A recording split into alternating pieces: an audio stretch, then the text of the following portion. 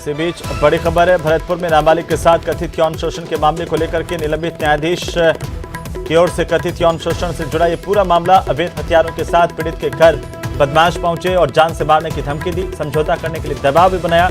अवैध हथियार के साथ डराने धमकाने की कोशिश की गई। ये जज पहले भी इस बच्ची के परिवार को लगातार धमकी दे रहा था। शोर शराबा होने पर बदमाश यहां से भागे, लेकिन ये वारदात सीसीटीवी में कैद हुई है।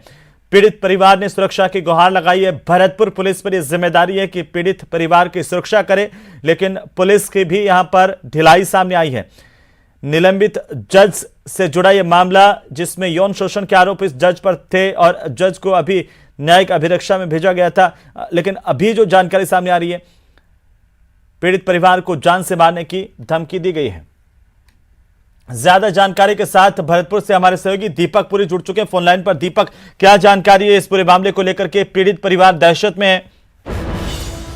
हेमंत, बिल्कुल जो पीड़ित परिवार है वो पूरी तरह से दहशत में है, क्योंकि जिस तरह से कल देर शाम को उनके घर पर 4 बदमाश आए थे और उन्होंने उनको डराने धमकाने की कोशिश की थी। और ये जो एसीबी के न्यायाधीश जज जितेंद्र गुलिया, उनके द्वारा जो मामला चल रहा था उसमें राजीनामा करने और केस वापस लेने की उन्होंने धमकी दी थी और कहा था कि अगर आप 14 जून को इस पूरे मामले में कोर्ट में सुनवाई होनी है, उन्होंने कहा था कि 14 जून को अगर आप कोर्ट में बयान देने गए तो आपको जान से मरवा दिया जाएगा। इस पूरे मामले में जो उनके घर में सीसीटीवी कैमरा लगा था, उस कैमरे में ये पूरी वारदात कैद हो गई। एक व्यक्ति जो उनके साथ आता है वो हथियार निकाल करके और उसको लहराता है और उस गेट को वो तोड़ते हैं। जो गेट है वो टूट जाता है। उसके बाद जो परिवार है वो दहशत में आ जाता है और पुलिस को जी। लेकिन दीपक, इस पूरे मामले में पहले भी हमने प्रमुखता से खबर दिखाई थी और ये बताया था कि किस तरीके से ये जो आरोपी जज है वो इस पीड़ित परिवार को धमका रहा था। उसके बाद ये पूरा मामला दर्ज हुआ, जज के खिलाफ कार्रवाई हुई और अभी उसके बाद उसको गिरफ्तार किया गया।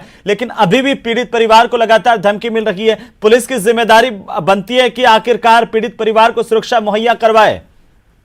देखिए, बिल्कुल जो न्यायाधीश है वो अभी फिलहाल जमानत पर बाहर है और जो पीड़ित परिवार है उसका आरोप है कि उन्होंने ही ये बदमाश भेजे थे और लगातार उनके द्वारा जो धमकियां दी जा रही हैं। 3 जून को जब कोर्ट में बयान होने थे उस दौरान भी कुछ लोगों ने उनको घेर दिया। उनका आरोप है कि वहां पर भी उनके साथ जो है हाथापाई की गई और जब वो रास्ते में जाते हैं तो उनको बार बार किसी न किसी तरह से धमकियां दी जाती हैं। अब ऐसे में पीड़ित बच्चे की जो माँ है उसने मथुरा गेट थाने में मामला दर्ज कराया है, लेकिन पुलिस की कहीं ना कहीं कार्यशैली पर भी सवाल उठ रहे हैं, क्योंकि पीड़ित परिवार का कहना है कि पुलिस इस पूरे मामले में निष्पक्ष जो है कार्रवाई नहीं कर पा रही है। हालांकि चलिए, बहुत शुक्रिया दीपक तमाम जानकारी के लिए। लेकिन पुलिस की जिम्मेदारी है कि आखिरकार इस आरोपी निलंबित जज के पूरे मामले को लेकर के पीड़ित परिवार को सुरक्षा मुहैया करवाए। इसकी जमानत भी कैंसिल की जानी चाहिए, क्योंकि लगातार ये धमकी देता रहा पीड़ित परिवार को।